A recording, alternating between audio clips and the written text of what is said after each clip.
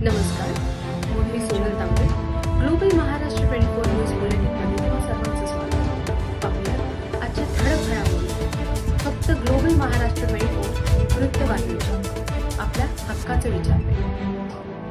पालकमंत्री सर्वांचे प्रश्न आहे का?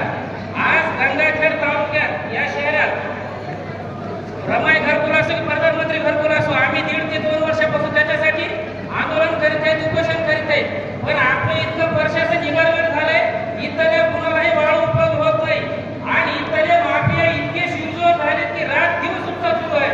धारासूर असो, मसला असो, तुमच्या रावराजूर असो, राग उद्या कुणाला मला बोलायचा. पण आज बदलादाराचे घरकुल निघाले 2.5 लाखामध्ये काय होत नाही ताई. तुम्ही काय करून आम्हाला सर्व घरकुल धारकांना वाळू उपलब्ध करून द्या. कशी करायची, काय करायचं ते करून द्या.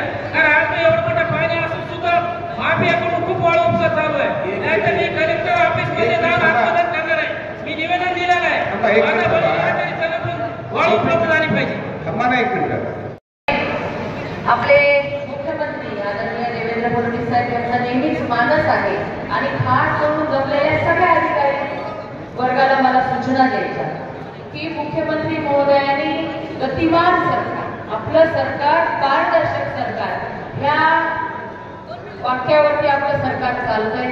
खुद्द पंतप्रधान महोदय जेव्हा 18 तास काम करतात आणि स्वतःला प्रधान सेवक म्हणून ते लोकांच्या अडचणी सोडवण्यासाठी वेळ देतात. मुख्यमंत्री महोदय सुद्धा 18 तास काम करतात. म्हणून गतिमानतेने, पारदर्शकतेने काम आपलं झालं पाहिजे. आज जेवढे पण या जनता दरबारामध्ये जितक्या पण अडचणी, समस्या आपण सांगितलेल्या, अनेकांच्या समस्या इथं बसलेल्यांच्या ऐकायला आपण जमलं नाही, त्याबद्दल मी तुमची सगळ्यांची क्षमा मागते. पण प्रत्येकाच्या अडचणी आपण लिहून घेतलेल्या आहेत, त्याची दखल घेतल्या जाईल. येत्या 1 महिन्यामध्ये आपल्या सगळ्यांना आपल्या दिलेल्या अडचणीच्या जे निवेदन दिले त्याच्यावर कारवाई झालेली असेल. आणि खास सगळ्या डॉक्टर साहेब तुम्हाला आणि सगळ्या तुमच्या अधिकारी वर्गाला सूचना द्यायच्या, विनाकारण कोणी टाळाटाळ करायची नाही. कोणी कुठल्याही बाबतीमध्ये पैशाची अपेक्षा आपण करू नये.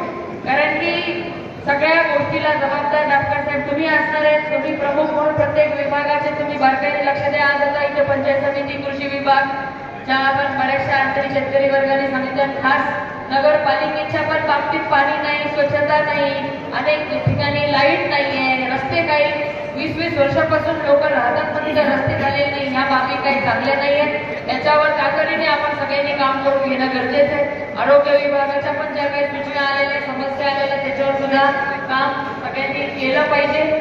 आणि बरोबर आपण 2-3 महिन्याला जनता दरबार घेत राहून आजच्या जनता दरबारामध्ये जेवढे आपले निवेदन आले त्याच्यावर 1 महिन्याच्या आत तात्काळ आपण सगळ्यांनी कारवाई करावी. माझ्या कार्यालयाला आपण सगळ्या जी काही कारवाई केलेली त्याच्या उत्तर माझ्या कार्यालयाला सुद्धा आपण द्यावं. माझा स्वतःचा सुद्धा पाठपुरावा या सगळ्या गोष्टीचा असेल.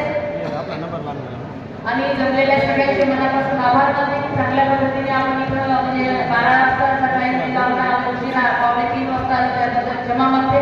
परंतु आपण ज्या ज्या तक्रारी अडचणी घेऊन आला त्याचं समाधान आपलं झाल्याशिवाय आम्ही शांत बसताना एवढा शब्द आपल्याला देते. थांबते. धन्यवाद.